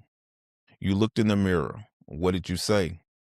Did you say, wow, you look rested. You're ready to crush it today? Or did you say, God, look at those bags under your eyes. You're getting old. You're getting fat. For 90% of us, it's the second one. The first major violation of the agreement, we use the power of our word to tear ourselves down. We call ourselves stupid, lazy, incapable, ugly. Ruiz calls this black magic. We're casting spells on ourselves all day long. I remember a client I worked with. Let's call him Mark. Mark was brilliant, a great architect, but every time he made a tiny error, he would mutter, I'm such an idiot. He said it 10 times a day. I'm an idiot. I'm an idiot. He thought he was just being humble or holding himself accountable, but he wasn't. He was reinforcing a neutral pathway. He was agreeing with the idea that he was incompetent. And guess what? He started missing deadlines. He started doubting his designs. His reality began to match his word. To be impeccable means to stop rejecting yourself. Here's a challenge for you. Imagine your word is a literal paintbrush. Every time you speak or think about yourself, you're adding paint to the canvas of your self-image. If you paint with gray, black, and sludge every day, you cannot expect a bright, vibrant masterpiece. If you catch yourself saying, I can't do this, stop. That's not impeccable. This is a sin against your potential.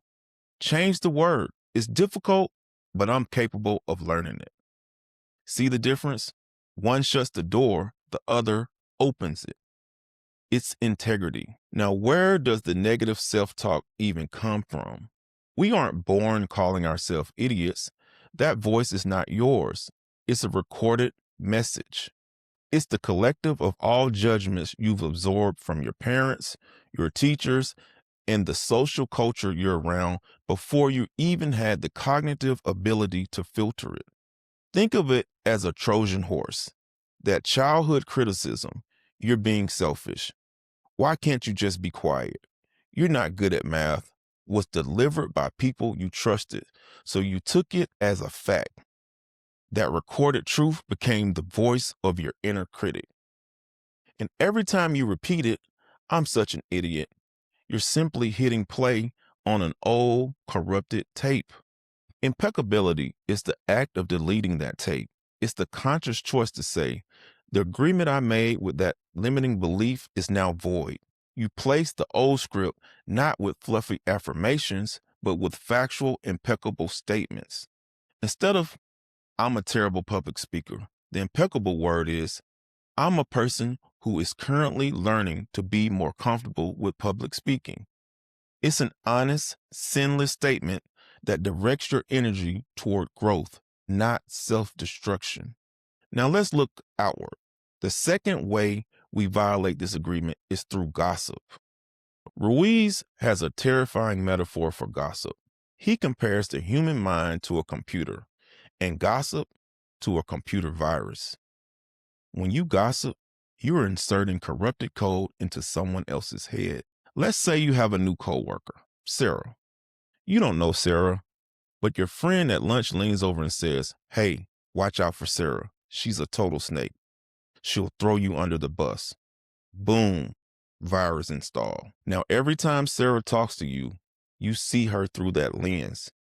She could be the nicest person in the world, but you're seeing a snake. You've been infected with someone else's word. But here's the kicker. Why do we do it?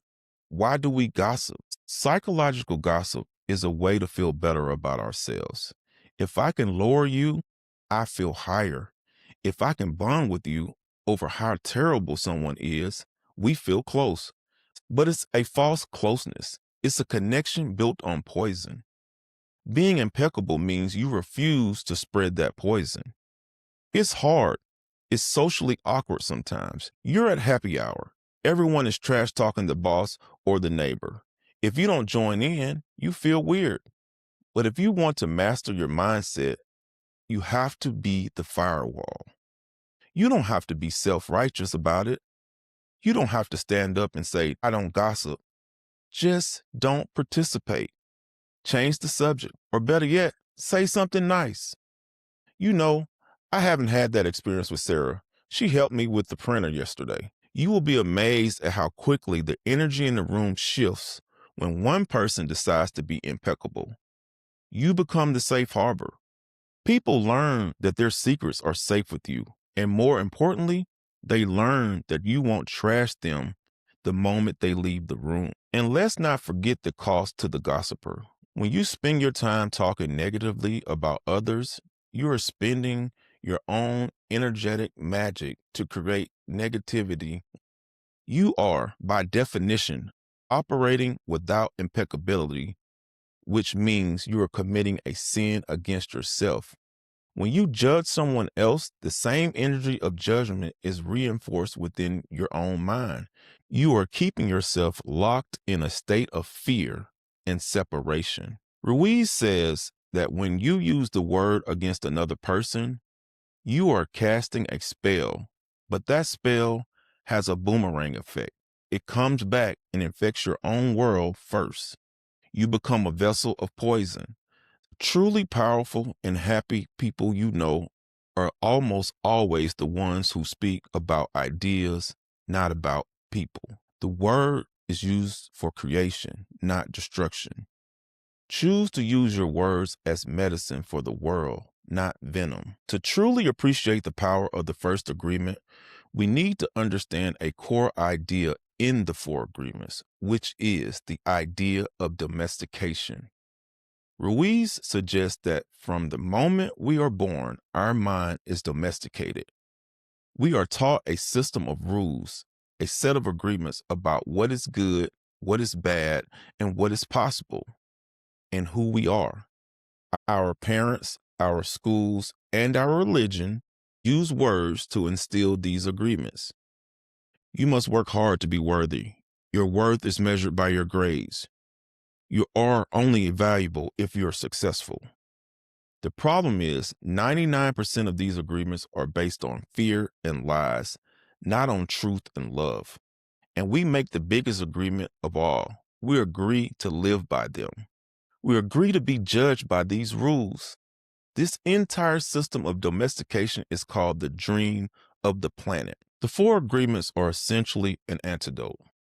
A new set of agreements you can consciously make to break free from this inherited dream. The first agreement, be impeccable with your word, is the most vital step because your word is the tool that makes all the other agreements real. If your word is impeccable, you can't make an agreement that goes against your true self. You can't agree to a lie. It's how you literally renegotiate your entire reality. You stop buying into the dream of the planet and you start consciously writing your own.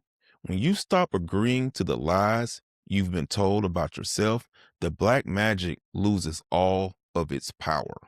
Okay, we've covered the theory and the philosophy. Now we need to put it into practice. This is the mindset manual. After all, we need a manual for operation. I want to give you a tool. I call it the 3 gates of speech. It's an old Sophie tradition, but it fits perfectly here. Before you speak, especially if you're emotional or if you're speaking about someone else, run words through the 3 gates. The Mindset Manual with Myron Williams. Let me ask you something. What if the reason your life hasn't changed isn't because you don't have enough time, isn't because you don't have enough money, isn't because you don't have the right opportunity? What if it's because you've been moving but not focusing? See, a lot of people confuse motion with progress. You're busy, you're working, you're trying, but deep down, you're still stuck. And today, we're going to confront why that is. The Mindset Manual with Myron Williams. Welcome to the Mindset Manual, the place that we talk about the harsh truths most people avoid, but the truths that can actually change your life. I'm Myron, entrepreneur, father, and student of life. And today we're talking about something that quietly holds a lot of people back. Not laziness, not lack of talent, but lack of direction. Go ahead and hit that like and subscribe button and turn on your notifications. Now let's get into it. Motion versus direction. You can be moving fast and still be going nowhere. Let that sit for a second. Because in today's world, being busy is almost worn like a badge of honor. I've been grinding all day. I've been working nonstop. But let me ask you, working on what? Because if your energy is scattered, your results will be too. See, focus is what turns effort into progress. Without it, you're just stuck spinning your wheels. As a father and an entrepreneur, I had to learn this the hard way. There were seasons where I was doing everything, but accomplishing absolutely nothing meaningful because I wasn't focused. I was reacting. The illusion of productivity. Here's the truth most people don't want to hear. You can fill your entire day and avoid the one thing that actually changes your life. Answering emails, scrolling for ideas, starting things, but never finishing them. That's not productivity. That's distraction disguised as effort. Real growth requires intentional focus. It requires you to sit down and say, this is one thing that matters right now. And then having the discipline to stay with it, not jump, not switch, not escape when it gets uncomfortable, because focus gets uncomfortable. That's why most people avoid it. Why most people stay stuck. People don't stay stuck because they're incapable. They stay stuck because they're never commit long enough to anything. They move from idea to idea, opportunity to opportunity, plan to plan, always chasing something new, but never building anything real. And the truth is, consistency beats intensity every single time. You don't need more ideas. You don't need more follow through. You don't need more motivation. You need more discipline. And most importantly, you need to decide what matters and give it your full attention. Building real focus. So how do you actually fix this? It starts with clarity. You need to define, what are you building? Who are you becoming? What actually matters right now? Not 5 things, not 10 things, 1. Because focus requires elimination. You have to cut out the noise, cut out the distractions, cut out the unnecessary commitments. Cut the habits that are stealing your attention and replace them with structure. Create time blocks, set clear targets, track your progress, and most importantly, stay with it long enough to see the results. That's where most people fail. They quit right before it starts working. Let me tell you a little story about myself and something that's highly relatable and fairly new. Well, about 2 years ago, 2 years old, so still fairly new. And it all goes into what I'm talking about, this topic about being focused and not distracted by other things. I wanted to start this podcast like 2 years ago. I wanted to start it, but I was doing so many things. I had other businesses. I had a new child, a newborn son. I was working on my new house. I was doing all type of stuff, and my focus wasn't there. I had a lot of distractions. So I set up the channel, and I think I recorded 1 or 2 videos. It took me 2 months to edit those videos, and the editing wasn't that great. It took me another 2 months to post the videos, and I only posted part of one of them and a couple clips, but I wasn't really focused, right? So I didn't do any research on how to do a podcast. I didn't do any research on what equipment I needed. I didn't do what software I needed to edit or what to put into the channel or how to set up the channel. I just like get a YouTube account and post a video, call it whatever, and put some videos on there and see what happens, right? I didn't have the focus. I didn't have a true plan. I just had an idea and I was super excited about it because I heard, a lot of people were doing great podcasts and I watch a lot of podcasts. So I'm like, I could do this. I have a lot to talk about. I know a lot of knowledge. I want to share with people. I want to help people. But in reality, I didn't have a consistent plan or time. I didn't carve out the proper time for me to dedicate toward doing the actual podcast because this stuff isn't easy. People think that, oh, you just post a video and boom, boom, boom, you're viral and you're successful and you make a ton of money. It doesn't work that way. It takes building the channel first with behind the scenes, the things that go into setting up your channel to make it find where people can find it and locate it on YouTube. There's millions and millions of channels. So you have to build your channel properly, put the right description in, put the right SEO stuff, the right hashtags, things like that. You have to set up with the channel right. And then you have to find a niche or a topic that you can talk about that people want to hear. So all these different things have to go into the planning phase of it. And during the planning phase and the background phase is when a lot of people get distracted and they lose some of that hype and some of that energy to do this. It's like, oh, I got to do this. I got to do that. Those weren't part of the plan that I wanted to do. I just wanted to put out a couple videos and make some money, right? It doesn't work like that. But, I fell into that too. Like, I can do this, I can do it. But turns out I didn't really have the time or the dedication or the focus at that time. I had the right idea as far as what I wanted to do because I have a lot of knowledge to share with you guys. I have a lot of experience and a lot of wisdom in a lot of business industries. And I've really worked really hard on my emotional intelligence. I want to share that with people. So I have to sit back and restructure. First off, get my life in order to where I could focus on doing my podcast consistently, meaning let my kids grow up a little bit more so I can have more time with them. Let my businesses settle down. The things that weren't really being productive for me, let those go or put somebody in place to run them for me. Things like that. These are the things I needed to do prior to launching the show so I could actually do a show and have everything in order, the right time, the right format, the right equipment, the right editing equipment, all these different things to do a podcast.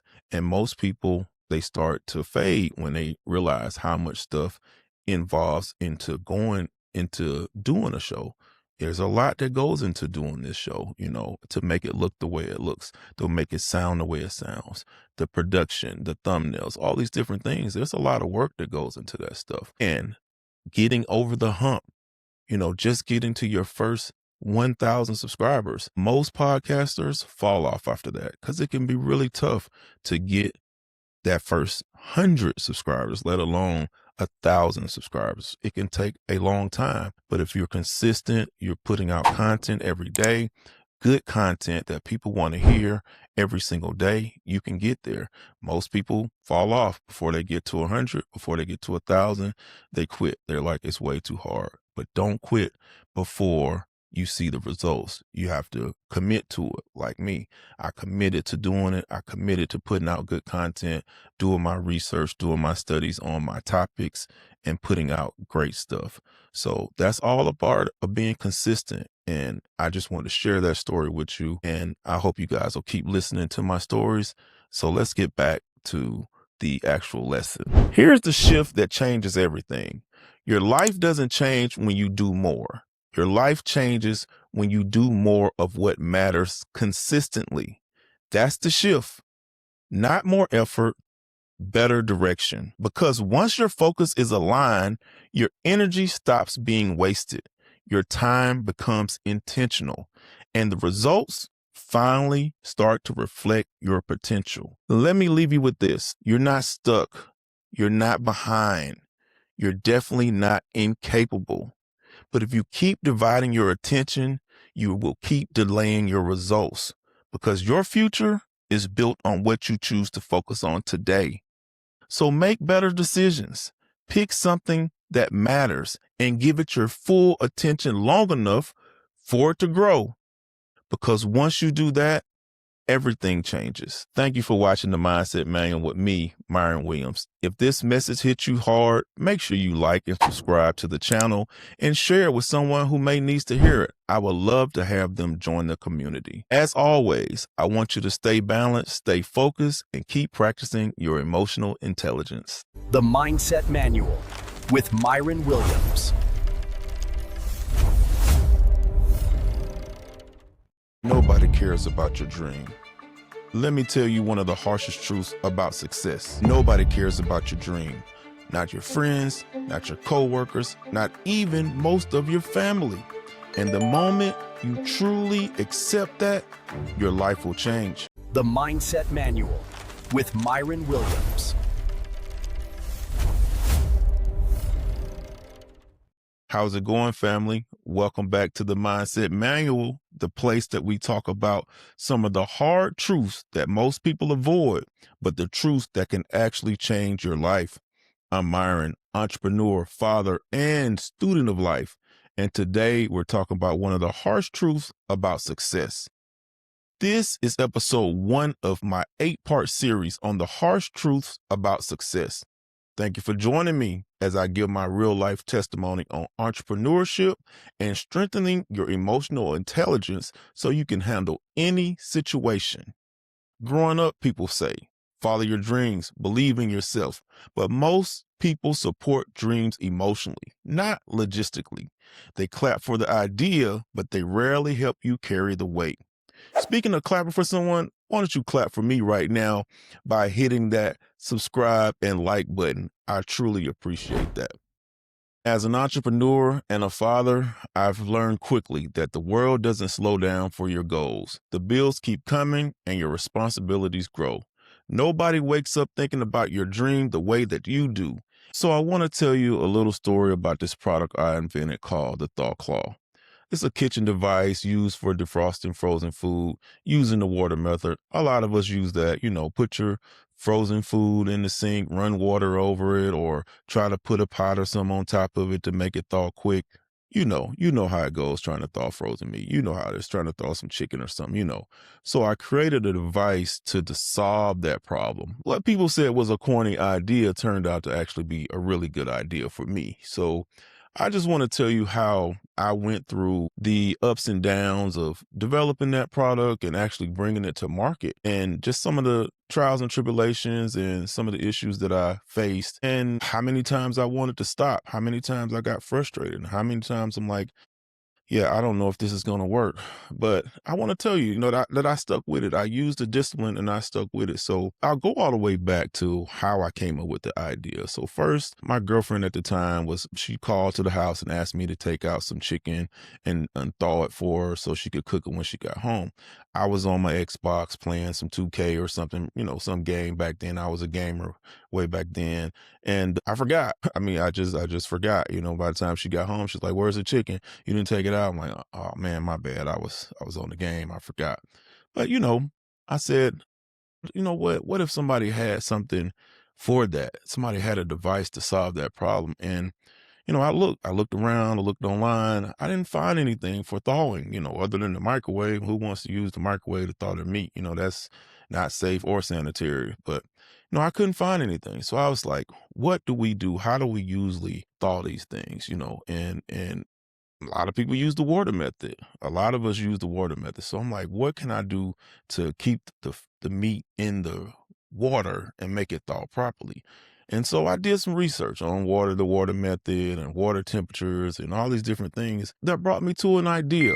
What if I made a claw that attaches to your sink and then holds the package underwater and thaws quickly? Random idea, right? Yeah, same. I thought the same. So I talked to a couple of my friends about it. I'm like, "Hey man, I'm thinking about making this device to thaw food underwater." And they're like, "Man, that's stupid. Nobody's gonna buy that. You wasting your time. You might as well do something else with your money, man. You wasting your time." So I'm like, I think it's a good idea, man.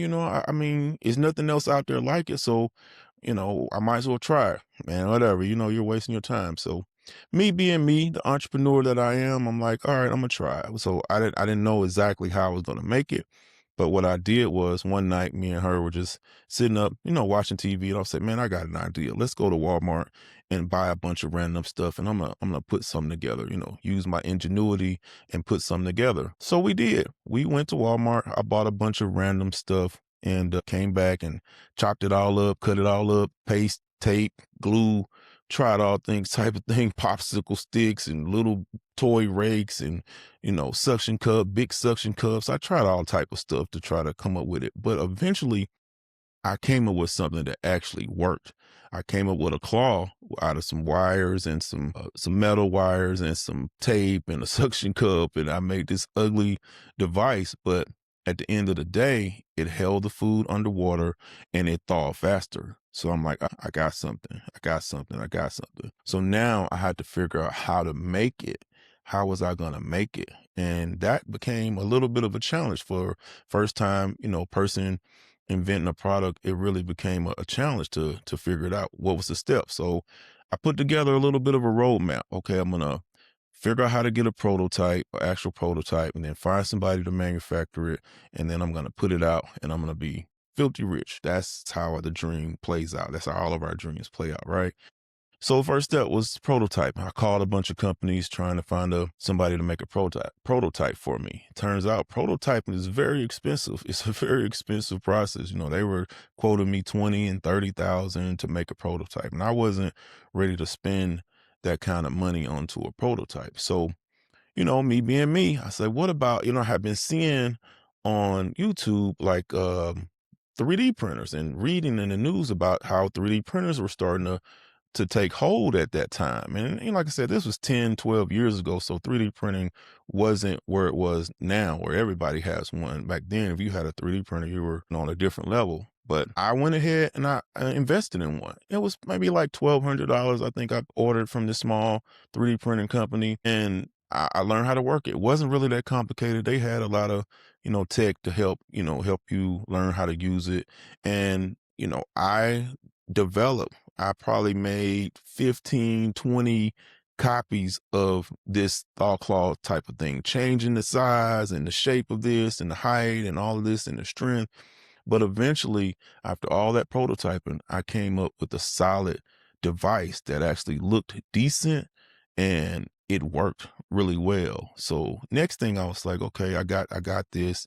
I gave a couple out to a couple friends and they tested it. Hey man, it worked. It actually worked. It works. It works.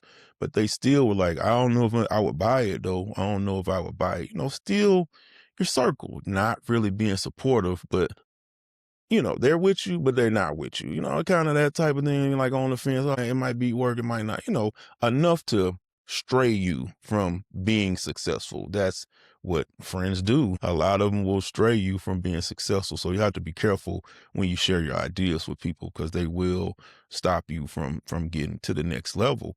But not me. I kept going and I kept going. So then I started looking for manufacturers. I had my prototype. I had a working prototype. I started looking for manufacturers, and I contacted several manufacturers and met with several manufacturers. And finally I nailed down one. And the guy who's really cool, he was local. And he was like, well, man, where's your patent? Do you have a patent on this or a patent pending or anything? I was like, nah, I don't have a patent. I don't know anything about patents and stuff. He was like, man, you need to get a patent on this. I think this is a really good idea. And that was the first time I really, he's a manufacturer. For him to say it's a really good idea, it made me feel good. Like, okay, he manufactures products. He knows what works and what doesn't. He was like, man, I can actually connect you with the patent attorney who can get this done for you. And he did. He connected me with a great attorney. She was really good, really thorough. She got my patent in just a few months and I was ready to go. So we started the process with him. The process of building a plastic device is not just simple as you think. They have to build a mold, which compresses the plastic and makes your device. And that mold process takes a while.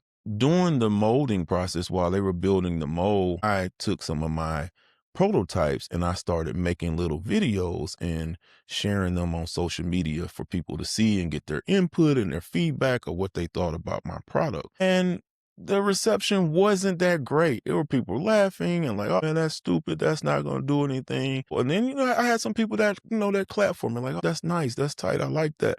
So it was mixed emotions, but nobody like, go for it, like that type of deal. I didn't get that from them. But it was just really to get a feedback. But me putting it out there on social media, and I don't really have a big following at the time on social media. I didn't really have a big following. And crazy thing is, I was on vacation, just vacationing on the beach, and I get a call, a New York number. I'm like, I don't really know anybody in New York. So I answered it or whatnot, whatever, I answered it. I answer all my calls. I had the same number 30 years. So I answer calls and stuff. It was a person from Good Morning America. Yeah, Good Morning America. They were calling me, and I'm like, this is a joke. Who quit playing on my phone? This is a joke. Why are you calling me? Everybody knows Good Morning America. Why are you calling me? And she's like, you don't believe me? Just, you got the number, call back, and my name is, such and such. Call back and ask for me. I was like, all right, I'll do that. So I called back, and they were like, ABC Studios, this is Good Morning America. How can I help you? And I said the lady's name, and they connected me. I'm like, oh, wow, this is real. She was like, yeah, we saw your product online, and we want to invite you to come do a new segment that we have called Shark Tank Your Life with Lori Greiner from the actual Shark Tank show. And I'm like, really? Me, I'm just a local guy just doing my thing. She said, we know, that's why we want you. We're looking for people like you, innovators with new products, and we want to put you on the show. It was, I was blown away. But long story short, they flew me out to New York. I did the show. It turned out great. I met Lori, got a lot of advice from her, and things went great. Fast forward, I got my website up. I started getting sales from that, and we started moving along. Well, I jumped ahead. We started getting sales. They were pre-sales because the product wasn't actually made yet. The manufacturer was still working on getting the product out. But eventually we got the product, got it, started selling and filling those orders, and we started moving into some of the online stuff on the online sales. And we started actually generating some momentum. And once again, I get another call. I get a random call. This time it was from Florida. And I'm like, okay, what's going on? I answer, and it's Home Shopping Network. Yeah, the big home shopping network that sells products 24/7 all day. They were calling me asking about Thaw Claw. They wanted to get the product on the show. They thought it would do great. We did the show. We sold out in like 2-3 minutes. The product sold out on Home Shopping Network. So that little bit of social media push that I did where I was just sharing it with people, it actually got out there. It got to HSN. It got to Good Morning America. It opened a lot of doors for me. And I got a lot of calls from distributors from being on those shows and things like that. So it opened a lot of doors for me. But if you go back to the first part of my story, when I told people about my idea, they laughed and they said it wasn't a great idea and it wouldn't sell.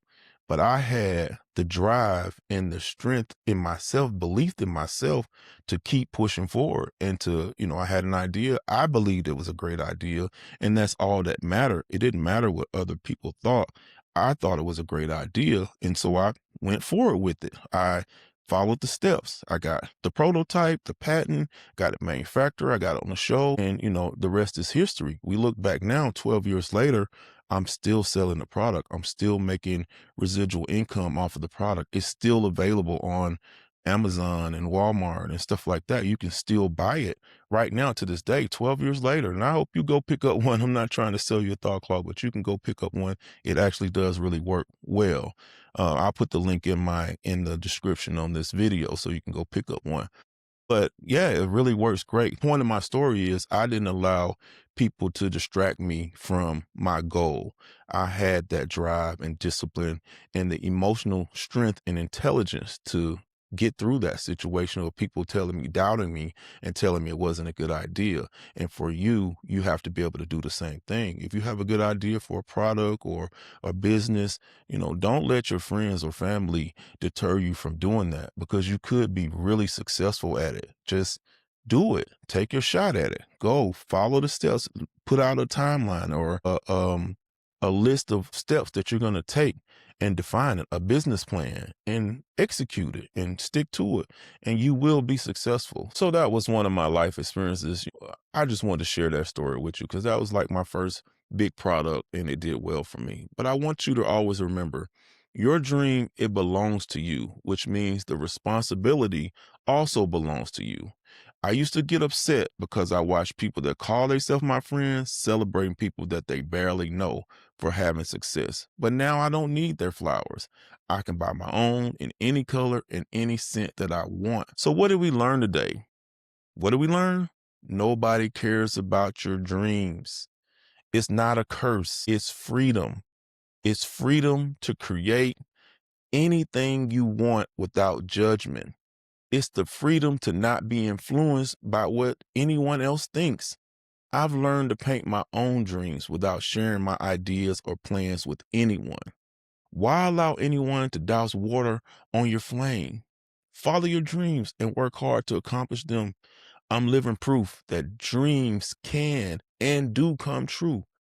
Guys, honestly, I can go on forever, but let's wrap this episode up and pick up on the next one, episode 2, where I'm going to discuss how discipline beats motivation. Thank you guys for watching and sharing this journey with me on the Mindset Manual. If you haven't already, hit that like and subscribe button. I would really appreciate you clapping for me by doing so.